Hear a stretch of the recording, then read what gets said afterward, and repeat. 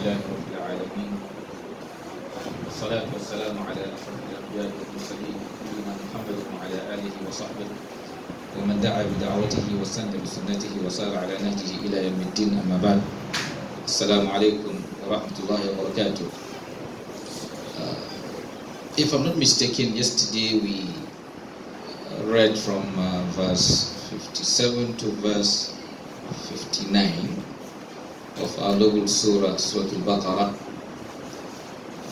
and we're able to, within the available time, we're able to do the Tafseer of verse 57, and then we couldn't take the remaining two verses because of due to time constraint.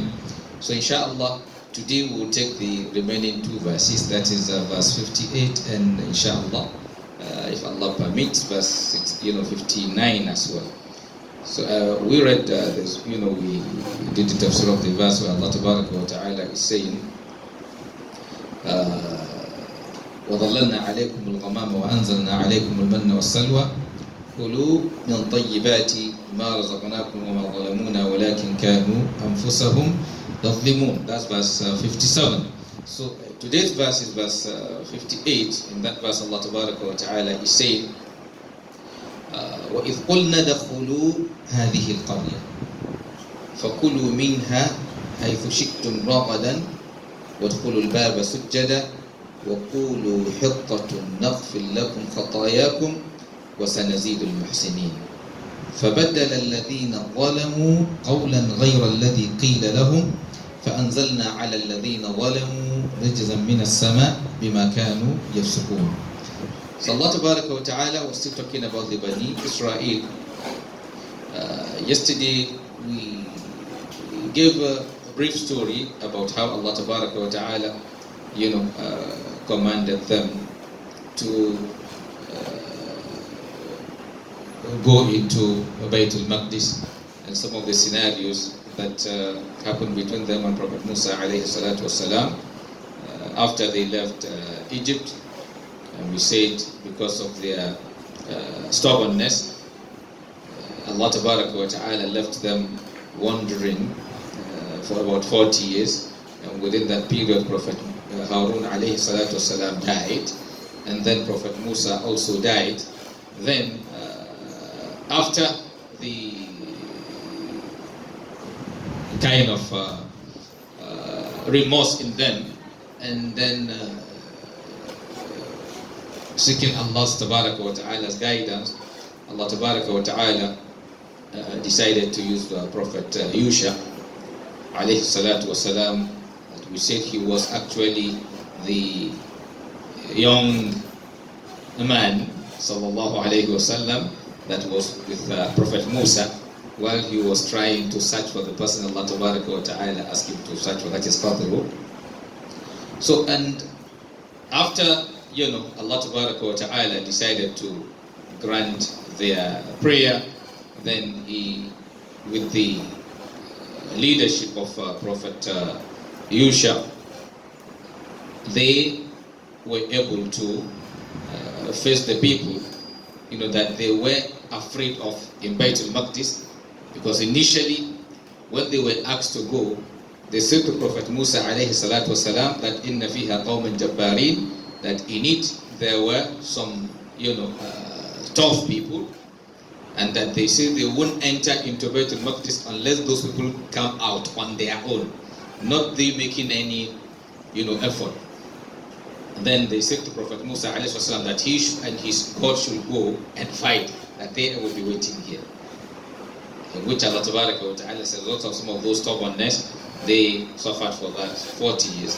And after a while, Allah Ta'ala decided to use the Prophet Yusha for them to be able to achieve that same goal. Then Allah now mentioned that in this verse. Allah said, وَإِذْ قُلْنَا, and remember, وَإِذْ قُلْنَا دَخُلُوا هَذِهِ الْقَرْيَةِ. After the fight with those people, they were able to be victorious. They were able to overcome them. They were victorious over them. Though the fight lasted such that the day the fight was to end, Prophet Yusha have to ask Allah Ta'ala because the fight hadn't ended and it was getting dark. You know, sun is about setting, which will become a challenge for them to be able to continue the fight in darkness. So he begged Allah, prayed to Allah Ta'ala to delay the setting of the sun for them to be able to finish the task, which Allah Ta'ala granted his request, and then the setting of the sun was delayed. Meaning that was one special period that movement of the rotation of the earth or whatever was suspended. That is, things just remained stand still until they were able to accomplish the task before it continued. So that is one special period that is hardly witnessed by any ummah in history up till now. It is somebody requesting Allah to pause movement of the rotation of the earth or some actions because they want to accomplish a task which was also given to them by Allah Ta'ala. So after they won the battle, then Allah now told him, Allah said, remember when we told them, that is the Banu Israel, enter into this town, that is Baytul Maqdis, وَكُلُوا مِنْهَا, and eat inside, حَيْثُ شِئْتُمْ, the way you like, that is in abundance, رَغَدًا,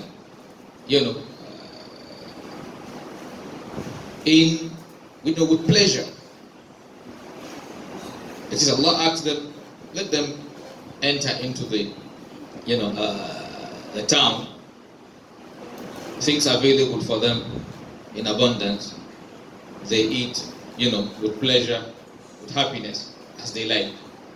And he said, وَقُولُوا هَذِهِ الْقَرْيَةِ وَقُولُوا مِنْهَا إِذْ شِئْتُمْ رَغَدًا وَادْخُلُوا الْبَابَ سُجَّدًا. Allah said you should enter into the door, that is, enter into the city, bowing, that is, doing sujood, bowing to Allah Ta'ala, as what? As a means of showing appreciation to Allah Ta'ala for that blessing or that favor He has bestowed upon you. Because one, as a Muslim or as a righteous servant of Allah Ta'ala, we are trained to show appreciation to whatever good Allah Ta'ala have bestowed upon you. Even your fellow human being. The Messenger told us in the hadith that man lam yashkur an-nasa la yashkur Allah. One who doesn't show appreciation to the people. It's when people, do something good for you.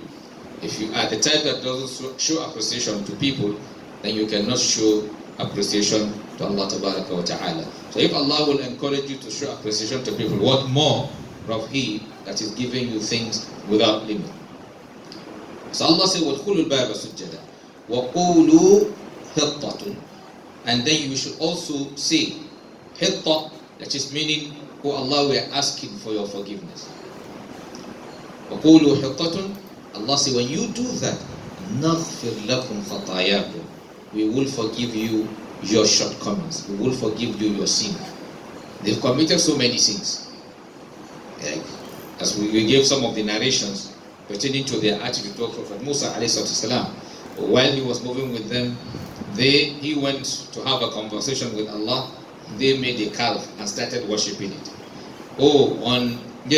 Coming back, they say they will not believe in him until they see Allah plainly. Allah Ta'ala made the thunderbolt to kill them, and then after, Allah Ta'ala, from based on the prayer and appeal from Prophet Musa alayhi salatu wasalam, Allah Ta'ala said, they were resurrected, giving them back their lives. And then after that, Prophet Musa told them that Allah Ta'ala said they should what? Go into the city, that town. And they said they are not going, that Prophet Musa and his God should go and fight. So when they finish, they will just come and enter. And then out of frustration, Prophet Musa alayhi salatu wasalam said to Allah Ta'ala, Rabbi inni la amliku illa nafsi wa akhi. Oh Allah, I don't have power over anyone except myself and my brother. They say, فَفْرُقْ بَيْنَنَا وَبَيْنَ الْقَوْمِ الْفَاسِقِينَ. Oh Allah, put, limit between me, or between us and the mischievous ones. So, a lot of atrocities, like, they asked Prophet Musa to guide them in order to be able to detect who killed someone, which was the basis for the name of the surah. Somebody killed someone in order to inherit the person, and then they didn't know who. This accusation and counter-accusation. And then when they requested from Prophet Musa, to do something for Allah to guide, to ask Allah to guide them to be able to figure out who was responsible, Allah asked them to slaughter a cow, and they told Prophet Musa that is he taking them for a joke, and so on. So here Allah Ta'ala, out of all, as a result of all those, sins they've committed, Allah Ta'ala, after giving them that victory, He told them that, okay, they should also say what it is they're asking Allah Ta'ala for forgiveness. And Allah promised them, if they comply, He will what? نَغْفِرْ لَكُمْ خَطَايَاكُمْ. We will forgive you your sins. وَسَنَزِيدُ الْمُحْسِنِينَ. We will also increase our favor for those who are what? Who are good. So after being told this, what did they do? Allah said, فَبَدَّلَ الَّذِينَ ظَلَمُوا قَوْلًا غَيْرَ الَّذِي قِيلَ لَهُمْ فَأَنزَلْنَا عَلَى الَّذِينَ ظَلَمُوا رِجْزًا مِنَ السَّمَاءِ بِمَا كَانُوا يَفْسُقُونَ. Allah said, فَبَدَّلَ الَّذِينَ ظَلَمُوا. Those who were mischievous, or who are mischievous among them. بَدَّلَ, they changed قَوْلًا غَيْرَ الَّذِي قِيلَ لَهُمْ. Another word, different from what they've been told. They told them to say what? Hitta. And they say what? Hinta. بدل الذين ظلموا قولا غير الذي قيل لهم. And also they refused to, to bow. Instead of them bowing, they were what? They, according to the narration, they entered, how do I put it? Maybe somebody pulling his bomb, that is his buttocks on the ground.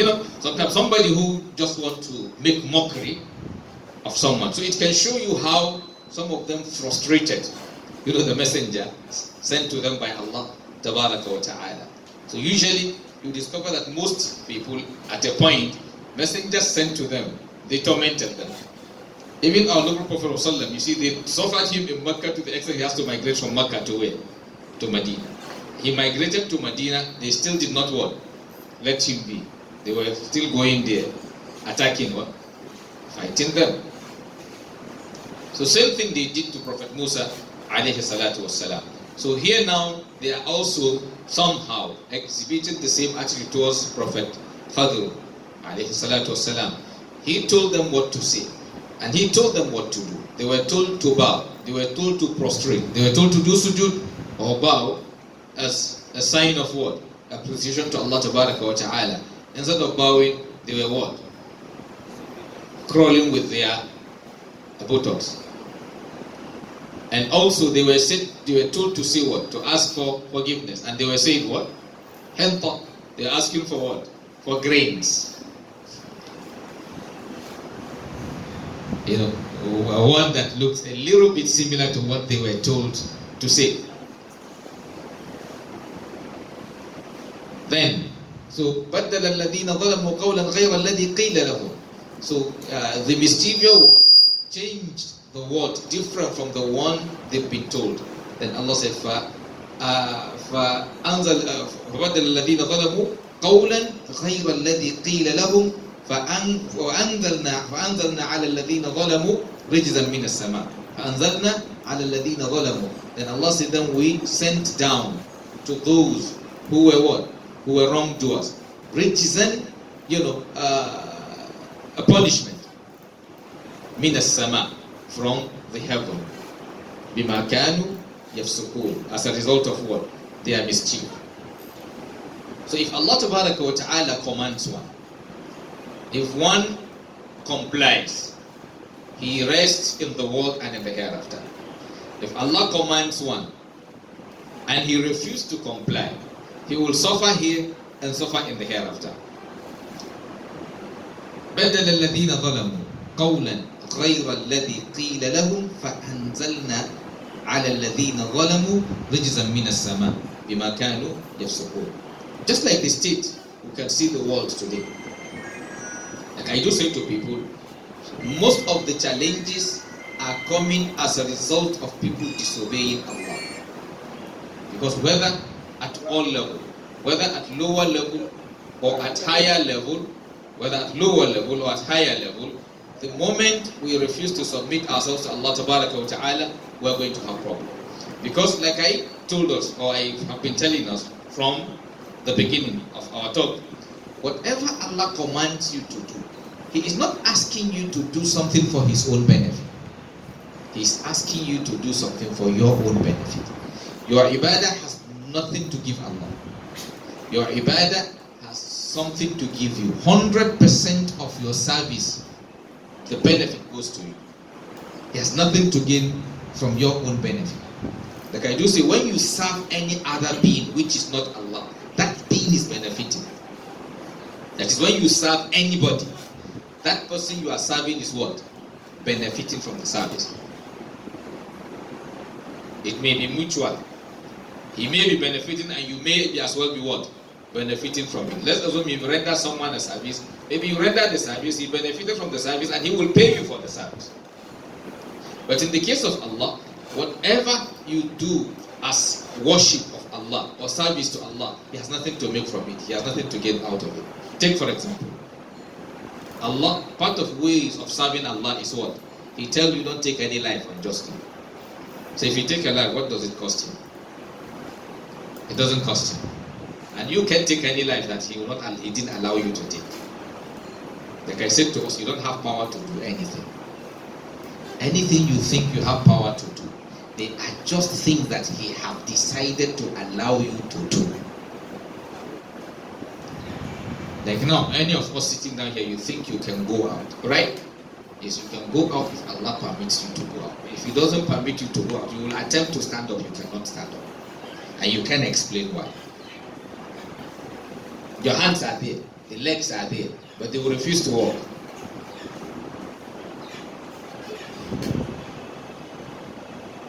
And if they ask you what happened, you can explain. You say, I can't move my hand, or I can't move my leg. And you were just sitting down, perfectly okay now. Yes, you can talk. If He doesn't want you to talk, He will close. The mouth is there, but no voice, no word is coming out.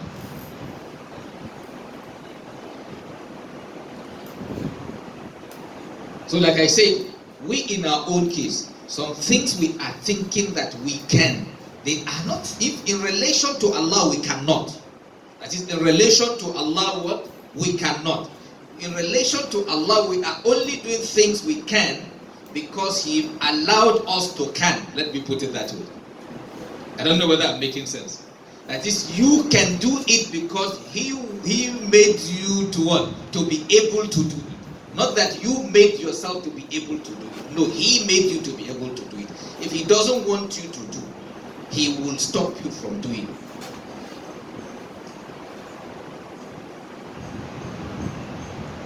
You can talk. Somebody else can't talk because He did not permit that one to talk. You can see. Someone else is there, he cannot see because He didn't allow that one to see. You can walk. Another one cannot walk because He didn't allow that one to walk. You can hear. Another one cannot hear because that one He did not permit him to hear. So you see, the one that cannot hear, it is He who made him not to be able to hear. And that is why He's not going to hold him accountable for what he couldn't hear. Because it is His own work. So Allah doesn't hold you accountable for His own work. He only holds you accountable for your own work. That is in what He gave you the power. If you can't see, you can't see. So by the time you did not, maybe you didn't see the Quran and they keep Quran and you match the Quran and go no see. Why? Because you did not know it's Quran. You can't see what is there. So you are only walking. So as you match it, you have no sin. Because you didn't see it. And who made you not to be able to see it? It's Allah. So He won't hold you accountable for what happened as a result of His own action. You see, when you are sleeping, He takes control of you. And that's why one of the people that they say pen is lifted for is who? Someone sleeping. Because He takes charge of your what?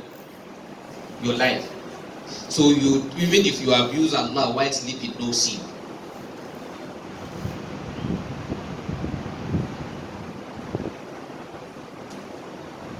You can do things using your senses, right? So if Allah takes your sense, then no sin for a crime committed by somebody who does not have one, who is not in his right senses. So when Allah withdraws something from you, then He also relieves you of the responsibility that comes along with that. And like I said, He created some people, and those ones He controlled their life. That is 100%. They don't do anything except what He commands them. They don't move an inch except when He asks them to. That is the angels. That's why you will not hear that they say reward for this angel.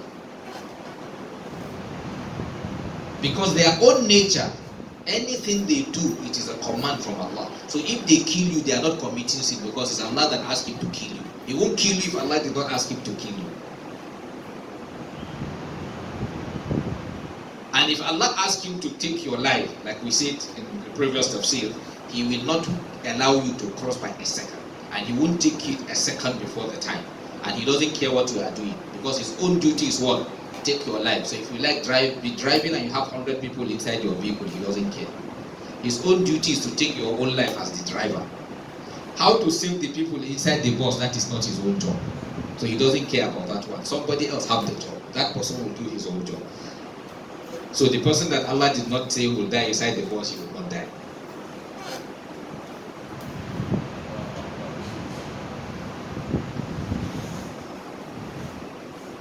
Oh, Allah said, don't what? Don't commit robbery. If you obey Allah, it's you who will enjoy. If you didn't do the robbery, other people will be live peacefully, will live safe from your evil. And if the other person too leave the robbery, you too will be safe. So it is just you. Allah is making the law for you to enjoy your world. They are laws meant for you. It's in order to encourage you. That is why Allah called it ibadah. Not that it is something you are giving Him. And we usually remind ourselves, before you came into existence is Allah. When you came into existence is what? Allah.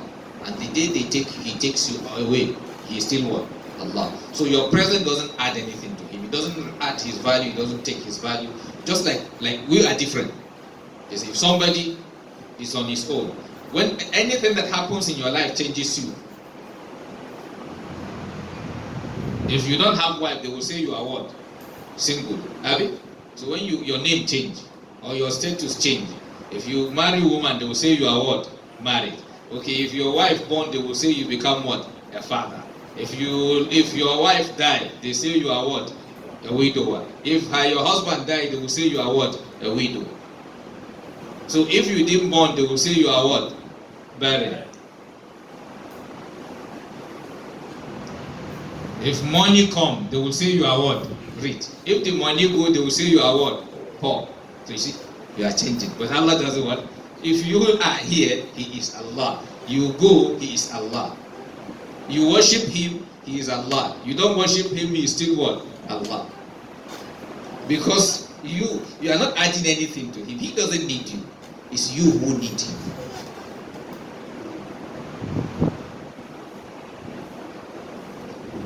So when people understand this, they will rest in their life.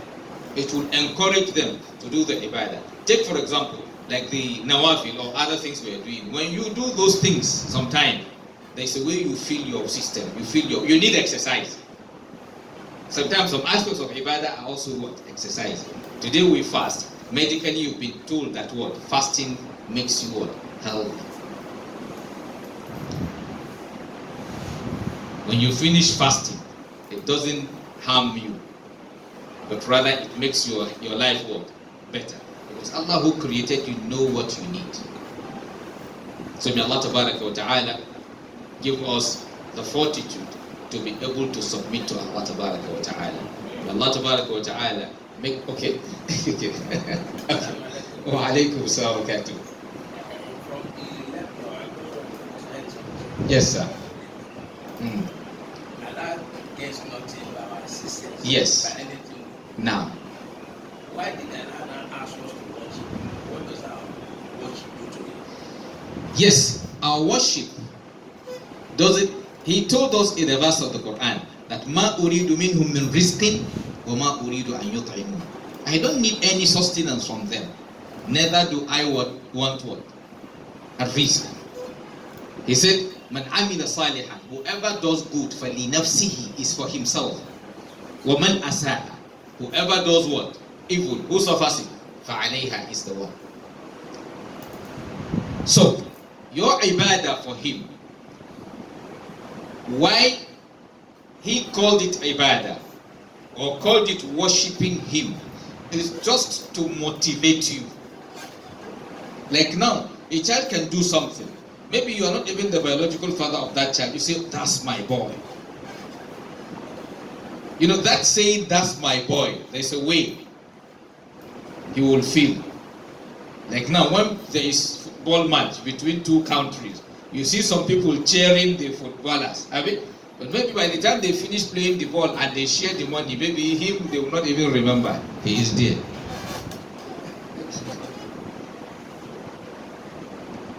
When they are sharing the money,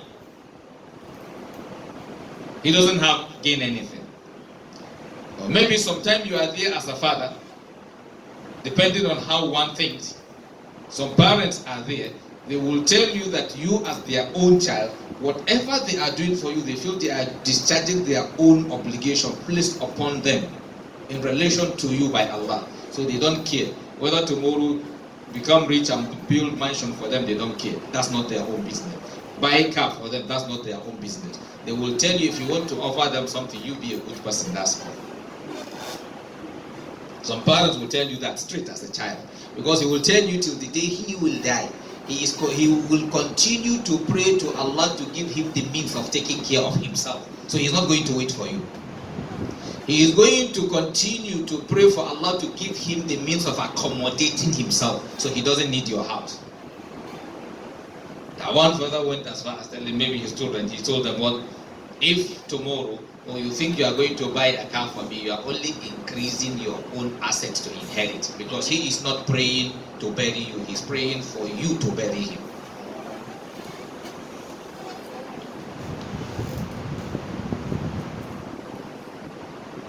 It's just like maybe you meet somebody, you don't know him, you have no business with him, he's in trouble, you save him and walk away. They ask you who is that, you say you don't know. So you see, you're helping him. It's not because you needed anything from him. You don't need anything from him. Even your fellow human being, sometimes you do that. When you need something, you feel you need from someone higher than that one. It's not him that you help. So you don't need anything from him. What you needed from who? From Allah. So if you as a human being have that partial attitude, then Allah should be higher. Like now, Allah is rich. You are also rich, but your own richness is different from that of Allah. Your own richness, the source of your own is Allah, but Allah is His own richness. That's Him. It's His own attribute. So it's an attribute that is attached to Him. It's something that is part and parcel of Him. You can't separate Him from that. But your own case, it is something what? Given to you. I don't know whether we're getting it. That is, even if you are rich, you know that it is Allah who enriched you. The origin is not you. It's not you. It can, you got it from, you get some out. You got it from Allah. But his own, that's how he is, that's who he is. It's part of his attributes. It's something in him that you can separate him from that. So there will be no time you will say he is rich, he is poor. So all good qualities are what? Part and parcel of him. So if he needs you, that means he is weak. It's a weakness. Needing someone is a weakness. And if you need your child, it is not what? It's not strength, it's weakness. Because you feel there will be a time that yes, your power will not be there. You need somebody to what? To take care of you. That's the thought. Or you need somebody to what? To inherit you. Because you know you will die one day. You will go one day. So Allah is not going. So he doesn't need somebody to inherit him. He's Al-Hayyul Qayyum. So if you bring every aspect of ibadah and you study it, you will discover that there are actions that are totally benefiting you. He asks you to give charity. The charity you are not giving to him, he doesn't need naira. You are looking for your own fellow human being to give that charity.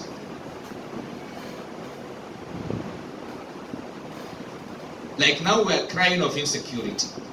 There are some people, if we channel those charities to them, some of the atrocities they are involved, they won't get involved because they don't have reason to go into it.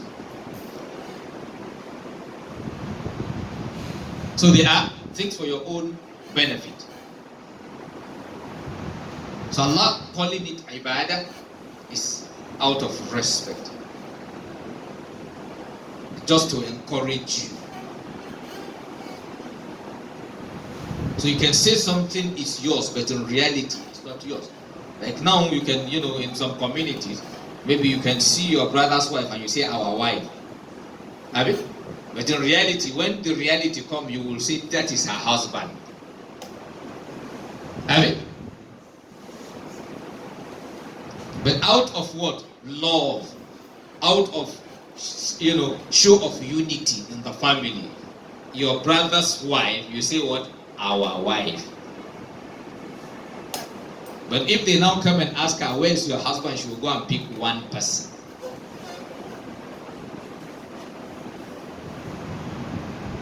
And the real relationship, husband and wife relationship, you will only have it with that person. Because she will say he is not my husband when reality comes. But as a show of love, you say what? Our wife. As a show of love, you will see another person's biological child and you will say my son.